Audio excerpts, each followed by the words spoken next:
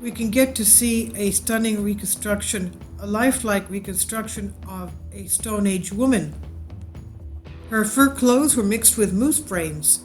The Stone Age woman who lived 4,000 years ago is leaning on her walking stick and looking ahead as a spirited young boy bursts into a run in a stunning life-size reconstruction now on display in Sweden. Although her likeness is new, it debuted last month in an exhibit about ancient people at the Vaster Norlands Museum. Researchers knew about this woman's existence for nearly a century. During a construction of a road in the hamlet of Langmornsoren in 1923, workers found her skeletal remains buried next to the remains of a child, likely a 7-year-old boy. Oscar Nilsson, and this is the images that he's giving us. He's a Swedish-based forensic artist who spent 350 hours creating a lifelike model. He said, with our eyes and perhaps in all times, you tend to think that this is a mother and a son. They could be, or they could be siblings, sister and brother. They could be relatives. They could be just the tribe friends. We don't know because the DNA was not that well preserved to establish their relationship. But as Nilsson modeled the woman's posture and sculpted her face, he pretended that she was near her son, who was scampering ahead of her. She's looking with the mother's eyes, both with love and a bit of discipline. Nilsson told Life Science's stern but tender gaze looks as if she's on the cusp of calling out to the boy, telling him to be careful. The Neolithic woman and youngster were interred in a schist grave, a burial built with long, flat stones on the top of a coffin. The woman died in her late 20s or early 30s, and she was about 4 feet 11 inches in height, that's 150 centimeters. She was not a very tall person, even for the Neolithic period, Nilsson said. The woman's remains don't show any signs of malnutrition, injury, or diseases, although it's possible that she died of an illness that did not leave a mark on her remains, Nilsson said. She seems to have had a good life, he said. She ate land-based food. An examination of the isotopes, different versions of elements in her teeth, revealed, which was odd given that her grave was found near the fish-filled river near the coast, he said. When Nilsson received the commission to reconstruct the woman 2 years ago, he scanned her skull and made a copy of it with a plastic 3D printer. As with other reconstructions he created, including those of the ancient Wari queen from what is now Peru, and a Stone Age man whose head was found on a spike, Nilsson's head had to take into account the ancient individual's sex, age, weight, and ethnicity, factors that could influence a person's facial tissue thickness and general appearance.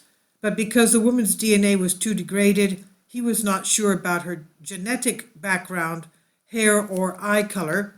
So Nilsson took an educated guess about her appearance. There were 3 large migration waves into ancient Scandinavia. During the first, the hunter-gatherers with dark skin who tended to have blue eyes arrived between 12,000 and 10,000 years ago. The second wave included pale-skinned, dark-haired, and brown-eyed farmers from farther south who moved north about 5,000 to 4,000 years ago when this woman was alive. And the third wave included the Yamnaya,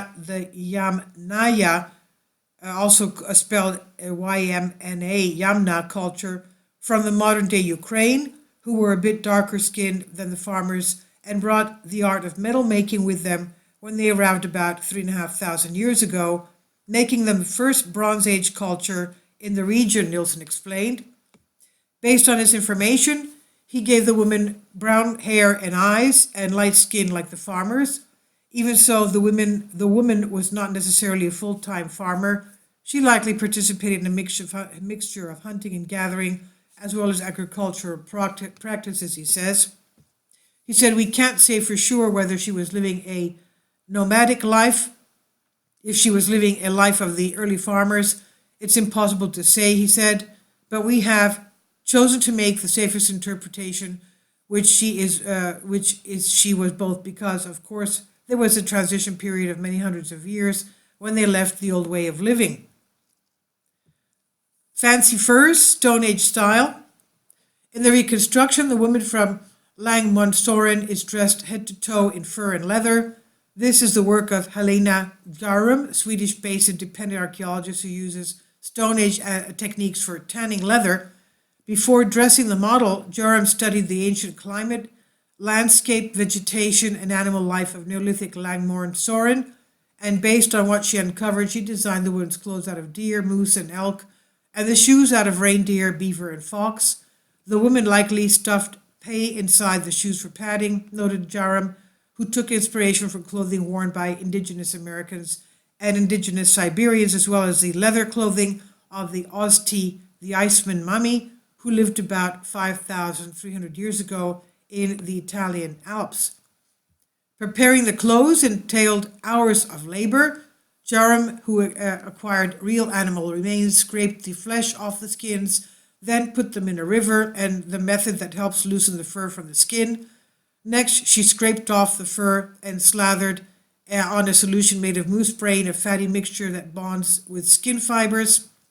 Without this mixture, the skin would stiffen and could easily rot if it got wet, she said. The next several steps involved massaging, boiling, stretching, and smoking the skins, and then finally designing the clothes. Joram's young son, who was about the same age as the Stone Age woman, served as a helpful model.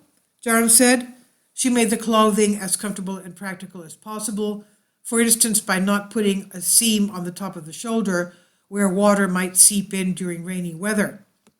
Often modern people think of Stone Age humans as primitive, dressing in ugly, toga-like furs, as in the Far Side comics, but Joram challenged that perception. She said, "I think it would be crazy to think she'd have primitive clothes," Joram said. She says, "I wanted to make her dress like you could dress today because you are both Homo sapiens." And this is on Life Science by Larry Gegel. Please leave your comments. Thank you for your support.